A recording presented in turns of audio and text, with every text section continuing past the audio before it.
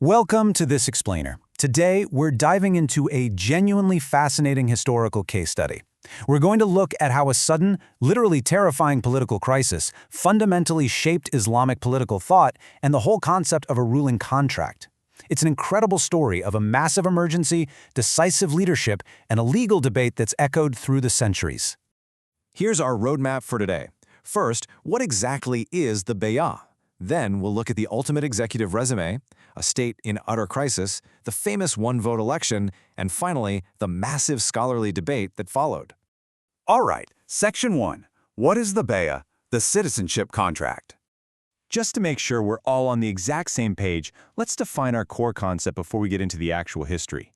Now, what's really interesting here is that the bay'ah isn't just some abstract ancient ritual. Not at all. For Muslims living under the authority of the Khilafah, it acted as a highly relatable, really early form of a constitutional citizenship contract. Think of it as the definitive agreement that literally binds the people and the state together. Moving on to Section 2, the ultimate executive resume, or the qualifications of a candidate. We're now going to look at the man who stepped up to take on this contract, Ali ibn Abi Talib. And as you'll see, his qualifications read exactly like a modern executive's dream resume. But before we analyze his background, let's just quickly map out his exact term as Khalifa. Starting in the year 35 Hijri, which is 656 CE, his term lasted just under 5 years. 4 years and 9 months to be exact, ending in the year 40 Hijri. He took on this massive role at the age of 57, right in the middle of an incredibly turbulent period. But honestly, he'd spent a lifetime preparing for it. Just look at how this brilliantly illustrates his vast experience.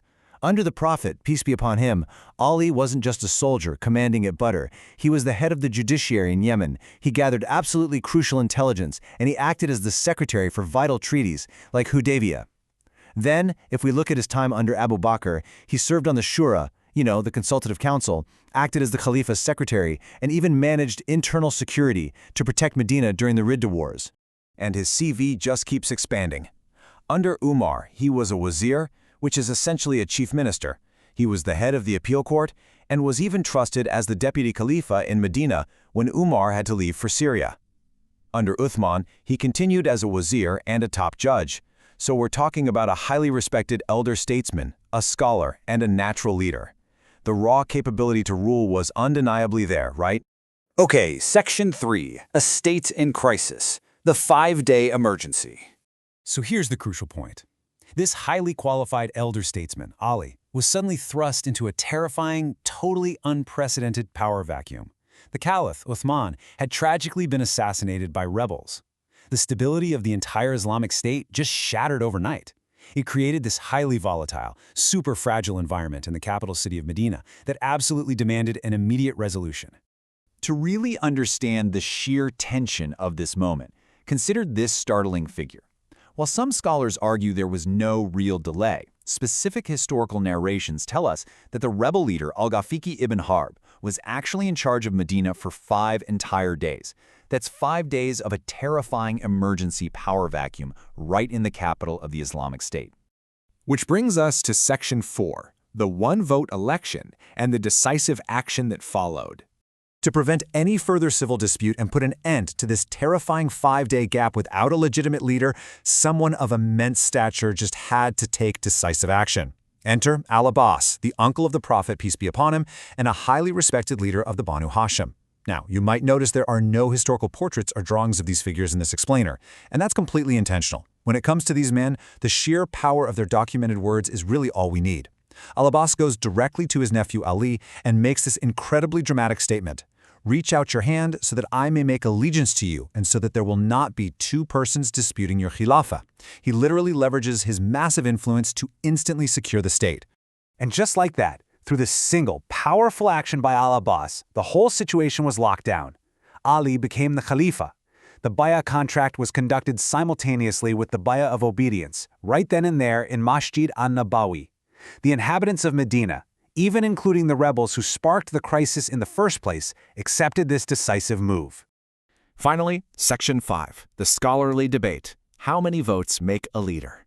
Now, this specific historical emergency sparked a massive jurisprudential debate among later scholars like al-Mawardi.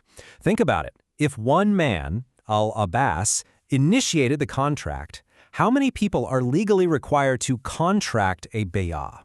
Let's break down Mawardi's summary of the 4 distinct scholarly opinions on this, stepping down from requiring a general majority all the way to just a single vote.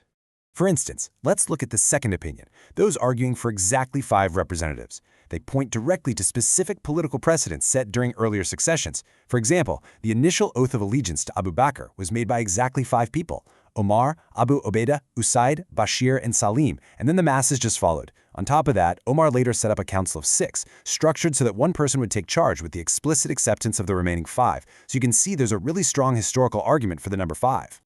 Meanwhile, the scholars of Kufa drew this totally fascinating legal parallel for their argument, which required 3 people. They compared the ruling contract of the state to the well-known structural requirements of a standard Islamic marriage contract. Basically, just as a marriage requires a wali, a guardian or representative in charge, plus 2 witnesses to be legally valid, they argued the imamate comes into being with one person taking charge by the acceptance of 2 others. It's a really interesting comparison, right? But then we arrive at the final number. The strongest scholarly opinion, directly inspired by Al-Abbas's solitary historic action with Ali, comes all the way down to this single digit, 1. So why does this matter to you? What's the big takeaway from this explainer? Well, it proves that political legitimacy in this context wasn't just about a raw head count. The Sharia actually doesn't specify a mandatory minimum number of representatives. It was entirely about the weight, the standing, and the unifying influence of the person casting the vote. Because the Muslims deeply trusted and listened to Al-Abbas, his single contract was enough to validate Ali's leadership and stabilize an entire empire that was in absolute crisis. To wrap up this explainer, I want to leave you with this provocative question to ponder on your own. Looking at the data and the history we've just covered, does true political consensus always require a majority? Or, in times of ultimate crisis, can the decisive action of one highly influential voice effectively bind a nation together? Think about how that concept applies to leadership even today. Thank you so much for joining me for this explainer, and keep learning.